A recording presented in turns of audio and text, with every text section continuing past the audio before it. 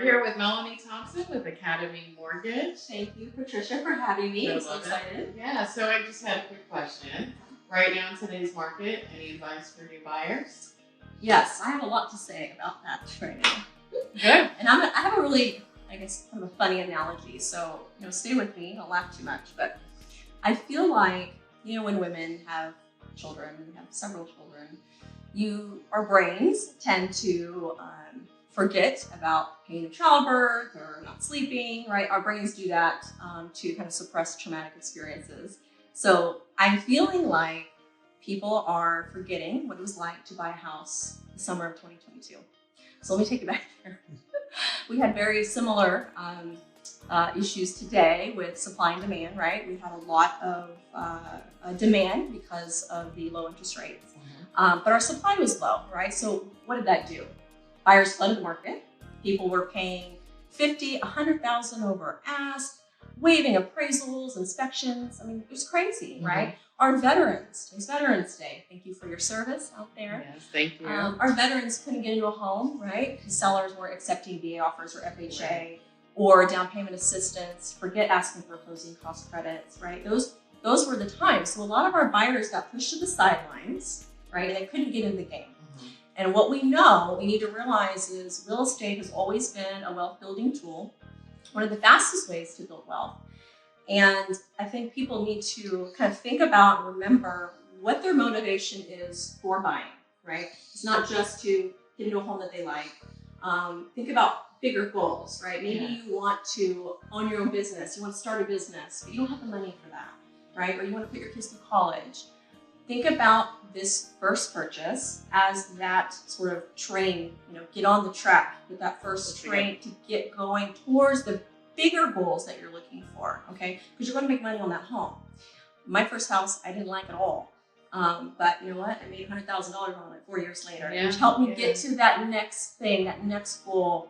My first was a HUD home, actually, back in, I don't know what year that was, 2000 maybe, but yeah, it was a fixer-upper, and it was that first step that... Exactly. And so we have to get in a different mindset. And so, buyers today have, this is your moment, I think for especially VA, FHA, first-time home buyers. Now is your time. This is your time to get in the game because sellers are willing to pay some closing costs now. You don't have to save extra money just to outbid your competition. Just think about that.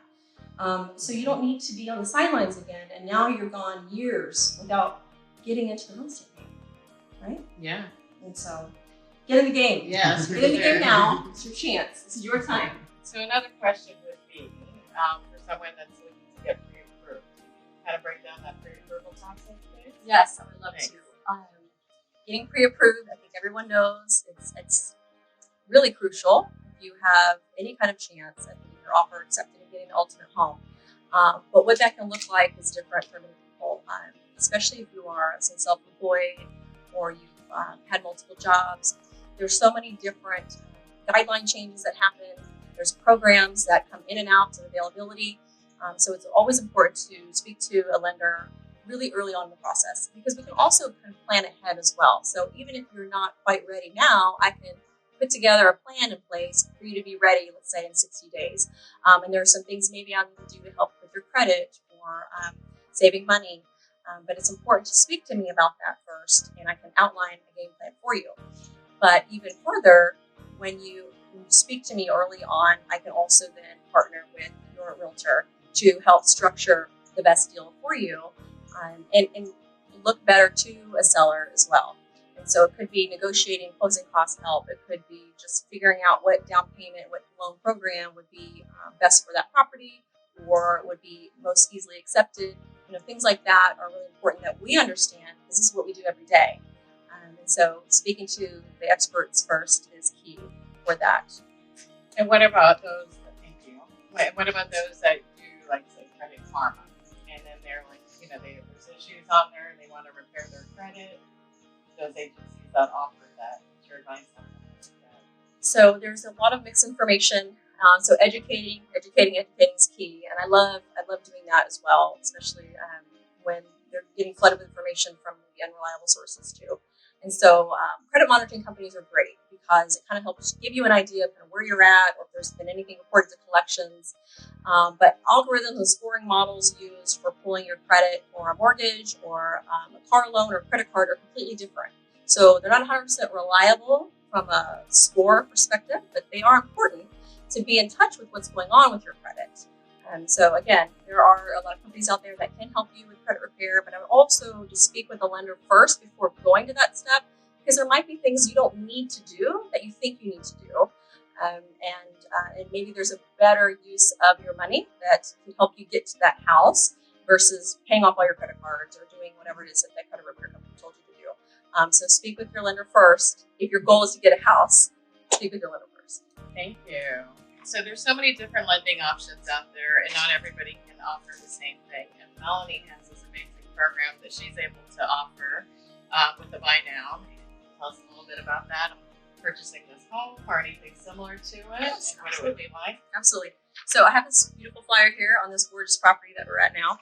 And this kind of summarizes the 2-1 Buydown. And many of you have maybe heard about that or heard of rate buydowns in general. And there's a couple ways to do it. When you pay points or you pay to buy down the interest rate, most of the time you're going to pay a certain amount and it's going to buy it down for the whole 30 years. So you don't see a significant drop in the interest rate by doing that.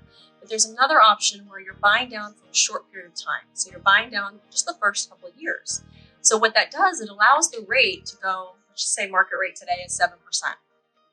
The first year, you would actually get a rate of 5%, right? And then your payment here, in this example. And then second year, it goes up by another percent, 6%, right? And then years 3 through 30 is the note rate of 7%. And so what you're doing here is you're sort of easing yourself into the higher payment. The first and second year significantly less, which helps you out on your payments.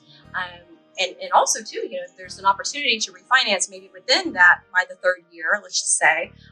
And so that's a huge savings for you. And so understanding that this is a way to afford the home now, and maybe by year 3, you sell the house, maybe you refinance by that time, but it gives you a relief, gives you a break. Get your foot in the door. Get your foot in the door. Get in the game like we talked about. Yeah, totally. And so it's a wonderful opportunity to buy down for sure. Yeah, great. Thank you so much, Melonny. And it's melonnythompson.com with Thank Academy Mortgage. Thank you. I've had a great time today.